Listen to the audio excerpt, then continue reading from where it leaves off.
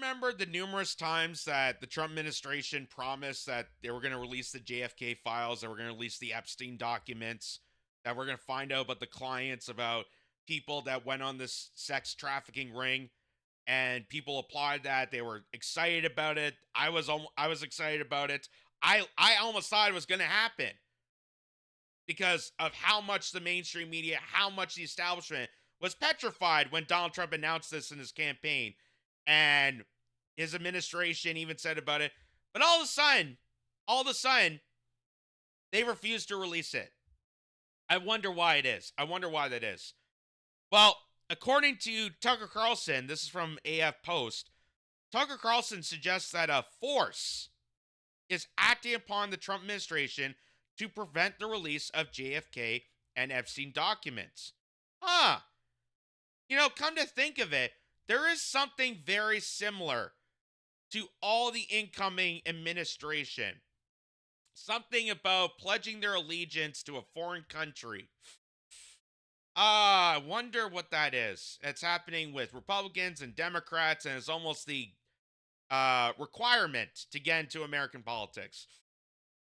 And then they go after Thomas Massie and Matt Gaetz because they don't support this one country. I'm blanking on the name of it. I think it rhymes with Misrael. So, Tucker Carlson says the story doesn't add up. We could say with certainty that there's a force that is acting upon these people, a very serious force to the point that they are embarrassing themselves because they promised they would have released this, and they haven't. Now they're making up excuses. Now they're trying to say that, oh, well, we can't release it yet because national security clearance. We gotta redact certain areas. We gotta keep private certain situations. Again, because all these politicians are brought to you by AIPAC, brought to you by Israel. So here's just an example of this. Megyn Kelly, who runs a show on SiriusXM, got kicked out of NBC, got kicked out of Fox News. She was, the loudest voice when it came to sexual harassment. We all saw the Bombshell movie. We know about Roger Ailes and the scandals within Fox News. She was one of the, matriarchs that pointed that out. And for years, she's been stating about this. Interesting comments from Megyn Kelly. We're going to hear a lot more about Jeffrey Epstein in the coming year. You may be even hearing from him directly. More on that as I'm allowed to tell you. So that's from last year. That's from January 2024. That she's been stating that we need to release the documents, we need to release the Epstein files, we need to hold account to these possible pedophiles, that we need to open the gates and find transparency to one of the most controversial global sex trafficking rings in the world. She's been yelling about this constantly until just recently, because now Megyn Kelly has done a complete 180. Megyn Kelly, who, again, on her show, falsely promised people that we were going to dig so much into this Epstein file case, that we're going to look into the documents, we're going to bring transparency, all of it's going to be revealed. Now that they have announced that they're not going to reveal it, Megyn Kelly turns the other way. So, listen to this. I had a couple of conversations with somebody very close to the Epstein case, like very close to it, who shall go nameless for this conversation. And this person swore to me. Acosta? No, that there's He could talk too. He knows shit too. That he wasn't this quote pedophile, right? That he was into like 16, 17-year-old girls. Yeah. But that wasn't exactly his thing. And that pretty much every famous celebrity was friends with him and went on his jet. Yeah. But that at most, all they were getting was like the so-called massages from these 16, 17-year-olds, as opposed to like a pedophile ring. So Megyn Kelly is now defending the fact that, oh, well, this Epstein thing isn't really much to look about because I talked to someone in the case just a rando, I can't even mention his name, but someone who's deeply investigating this case. And he's telling me that, oh, it's not a big deal because they're 16, 17-year-olds.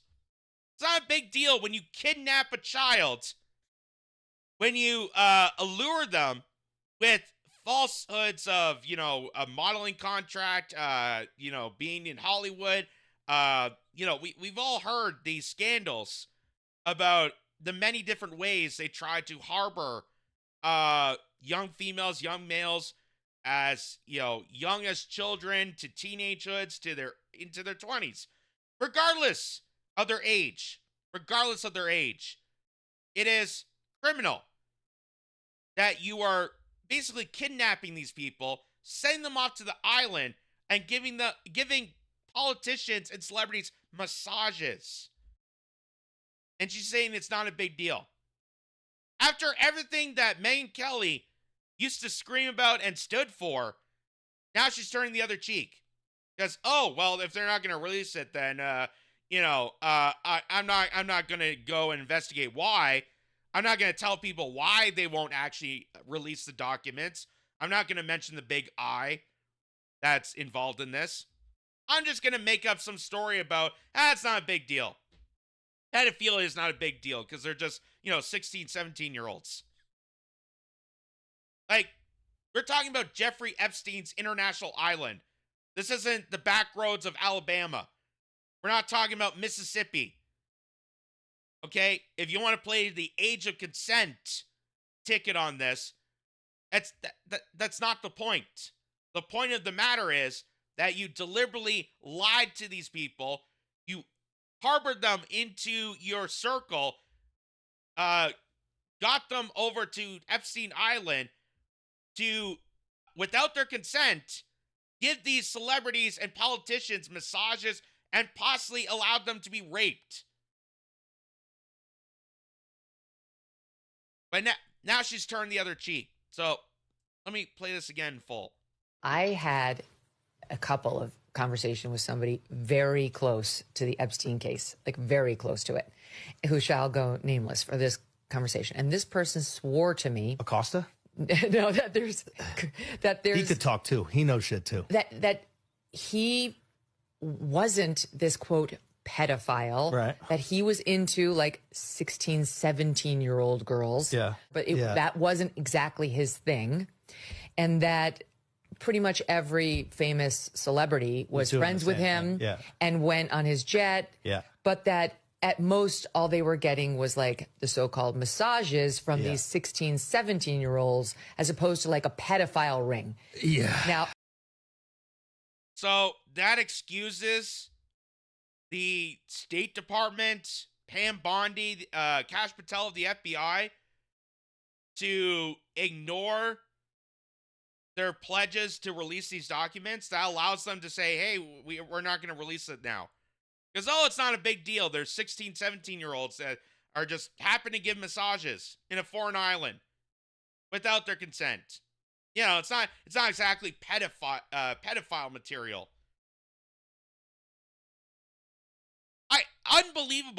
Unbelievable. All these people are so scared and petrified that they'll do a complete 180 to embarrass themselves. Again, Megyn Kelly, one of the loudest people to basically tell the Trump administration to release these documents. She's been championing that move. Now the son that, we're not going to release it because we know that there's connections with Israel, she turns the other cheek. I don't 16, 17 is pedophile for me. Well, it depends on the state. It could be illegal. But or it in could be some legal. places, it's probably legal. Like even in Canada or even like the UK or something. In France, I don't even know if they have an age. No, probably not. Yeah. I think they're still defending him over there. Yeah, the only thing they age is cheese. So he made Andrew Schultz, who is the guest there, made the point that, 16, 17-year-olds, that's kind of pedophilia to me. They're still technically children. They're not full-grown adults. They're not 18 yet. And Megyn Kelly is purposely misleading people on the point about this. That the age doesn't matter about these people. The age doesn't matter. You have victims from as young as young underage children to teenagehood to young adult. But the age doesn't matter. It's about taking these people away from their families, sending them off to this remote island, and doing unspeakable acts to Jeffrey Epstein's clients. That's the big thing about this. That is why people want these documents to be released. And for you to sit there and defend the fact that, well, they're only 16, 17-year-olds and, oh, technically they're only getting massages, for you to do circles and twist yourself into a pretzel with your insane, illogical perspective of this doesn't help the case, doesn't help anything, except the fact that they want to hide it. And we probably know why. So, that leads me to this. So Ian Carroll, who does great breakdown videos on social media, primarily on X. I recommend checking out his work. He's very thorough. Ian Carroll was on Joe Rogan's show. And Ian Carroll, they mentioned about Jeffrey Epstein. They mentioned about the files because, again, they keep promising this. They dangle the carrot in front of your nose, but it's not going to happen. They've now reported that it's not going to happen. Oh, because there's too much redacted things that we got to deal with. Oh, there's national security threats. So we can't show all the information. Surprisingly. Ian Carroll and Joe Rogan on the Epstein files never coming out because they involve Israel and the 9/11 dancing Israelis. Jeffrey Epstein was one of the world's most evil sex traffickers and was clearly a Jewish organization working on behalf of Israel.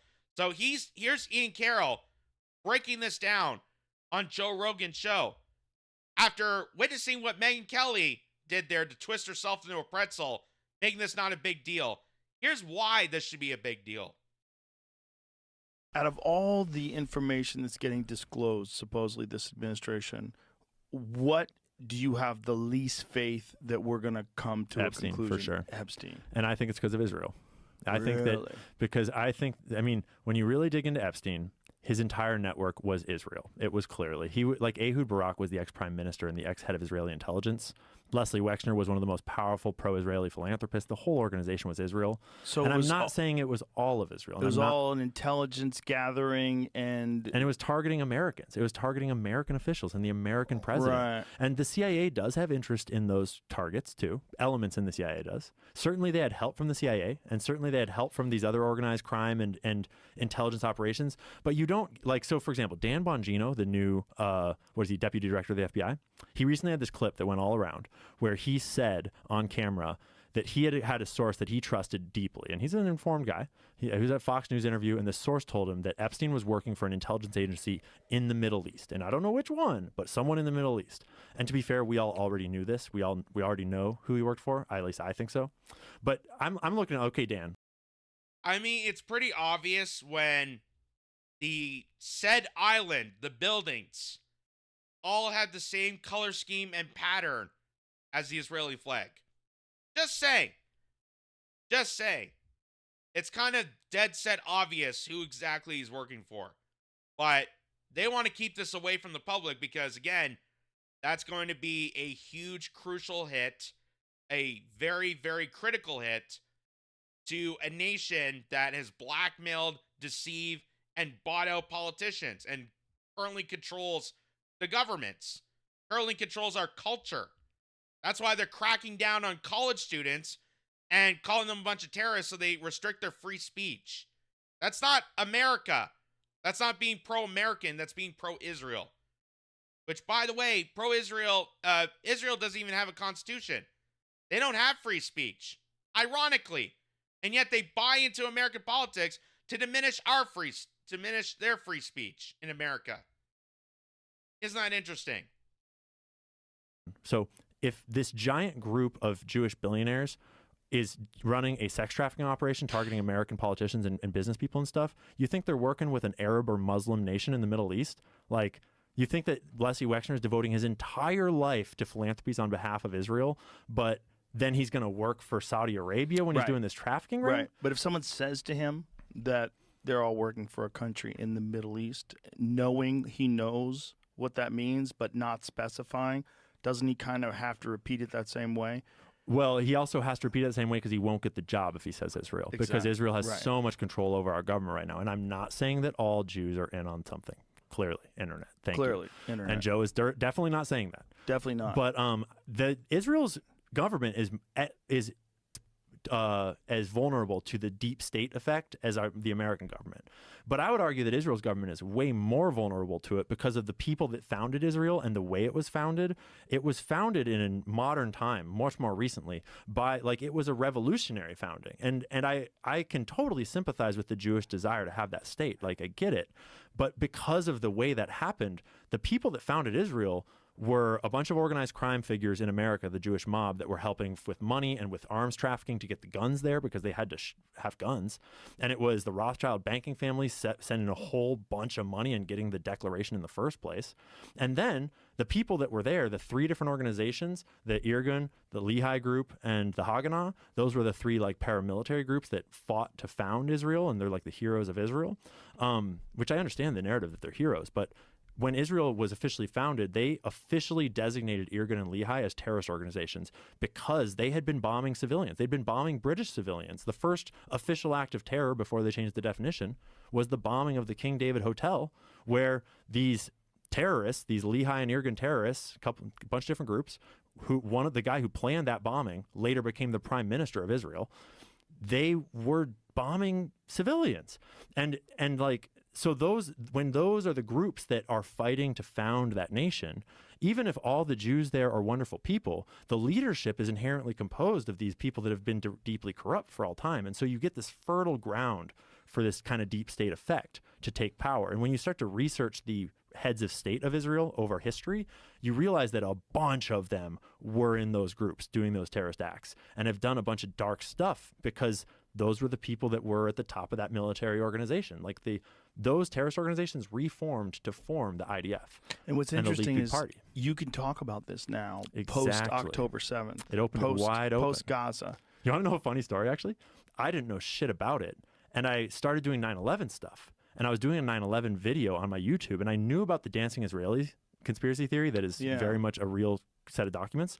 And I knew that I'm not allowed to talk about Israel for some reason. And I didn't really know why. And I realized I better fucking understand this thing before I crater my new channel and career on this topic I don't understand. If I'm going to take a stance against Israel at all, I should understand why and how. So I started doing research, and I shelved that research, and I switched to researching Israel and Palestine and the history there and what's going on. And I finished the video, and it was October 6th, and I was I was very worried because it's you weren't allowed to talk about it. And I had just made this whole documentary about the history of Israel, Palestine, and the propaganda and what it all was. And I published it on October 6th on my locals channel. And I kind of had this lean back and if that's the end of the ride and I get canceled for this shit, so be it. And then literally the next day, and I'm not saying that October 7th was a good thing, but I'm saying that literally the next day, the entire internet was ablaze about Israel and Palestine, and everyone was talking about it. Wow. And it was the weirdest fucking coincidence. And suddenly it was oh, all right, let's fucking dig this thing open. Because unfortunately, I think that the state of the Israeli influence that sustained them for so long, that was essential to them surviving this long, I think that it has grown cancerous to the Jewish faith in general, because Jeffrey Epstein is the perfect example of this. Jeffrey Epstein was the world's most prolific and evil sex trafficker that we know of so far, ever. And he very clearly was a Jewish organization of Jewish people working on behalf of Israel and other groups. And so that's a dark stain on Israel and on the Jewish people if you own it. Wow, ladies and gentlemen. But as people like Bobby Kennedy would say, it's the most secular nation, secular democracy on the face of the earth in the Middle East. That's what people say. It's the most healthy democracy in the Middle East. You know why? Because we destroyed every other democracy in the Middle East. We didn't intentionally. You're talking about a secular nation that was founded by a bunch of billionaires, NGOs, fabricating militias to slaughter people. And they're still doing it to this day. They're still doing it to this day. But it is kind of interesting. I didn't even realize that until Ian Carroll pointed it out, that nobody really talked about Israel. We were never allowed to speak about it. There was mentions about it during 9/11, obviously with the dancing Israeli theory that has escalated more and more, and people have reopened that case. And with our understanding of Israel's connection in involving with ISIS and paying money towards Hamas, which is one of the multiple reasons why we're in this kerfuffle with Israel and Gaza and the Palestinians and Lebanon and so on and so forth. It's crazy because of how much influence, how much sustainability, because of blackmail, because of deceit, because of the money laundering, because of just how much has been invested into this colonial project, the greater Israeli project, how much has been invested and blackmailed out of countries to do so, that you could not say a word about this. But then October 7th happened, and all of a sudden, now the conversation has opened up. So things that we knew about for years that been documented by people like Max Blumenthal and Dan Cohen and so on and so forth, that they've been saying this for years. And if you still bring this attention to pro-Israel supporters or Zionists, they'll cover their ears, they'll scream at you, they'll threaten you, they'll try to beat you down. Like right now, they locked up a Palestinian activist at Columbia University and trying to deport him without a criminal conviction. They have no crime against him other than the fact that he engaged in a protest that the State Department, that Trump administration doesn't like, which is a violation of the First Amendment. So I like this one to end this off. Russell Dobler, who is Jewish, by the way. Russell Dobler of Due Dissonance with Keaton Weiss. Two Jewish guys that understand this conflict, that understand the horrific mess of, just the terror state of Israel. Russell Dobler made this little meme here. It says, "Can we get the Epstein list?" Saying the best I can do is deport you if you criticize Israel. With Pam Bondi as the guy from Pawn Stars. That's clever. That's clever. That's exactly the truth. That's exactly the truth. And that is why someone like Megyn Kelly, who, again, I find it astonishing, I find it shocking that after what Megyn Kelly has been through with Roger Ailes, with Bombshell, with all the sexual assault scandals, now all of a sudden it's okay. It's okay. Pedophilia is not that bad because it's only 16, 17-year-olds. So now I want to ask Megyn Kelly, if you're okay with that, if you're okay turning around the Epstein case and saying that it's not a big deal, are you going to retract everything you said about Roger Ailes? Say everything you said about Fox News? I guess it's not a bad organization. So what if the guy gropes people? So what if there's sexual abuse and assault at that network? That's just how they hire interns. Is that what Megyn Kelly's now going to say because of this? Because, I don't want to disrupt or point out or criticize a foreign nation that we have all apparently subvertly support, that we're mandated to support. It's literally amazing. It's literally amazing. Imagine if it was Iran. Imagine if it was Afghanistan. Imagine if it was Iraq, that we had to pledge allegiance and support. But no, we coerced people. We corroded the people. We manipulated, we blackmailed, we propagandized people and mandated them to support this outrageous nation, this colonialized project of the greater Israeli project, and support Zionism, a terror cult. Because the billionaire class, because NGOs, because the formation of this land is vital to the upper globalist class.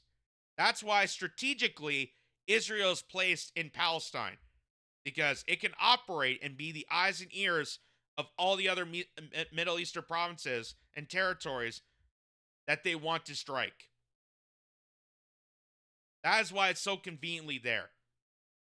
Not just because of the biblical projection of it, but because, hey, if we put it right here, we have basically a military base operating around these Middle Eastern countries that we want to invade, destroy, and steal their resources.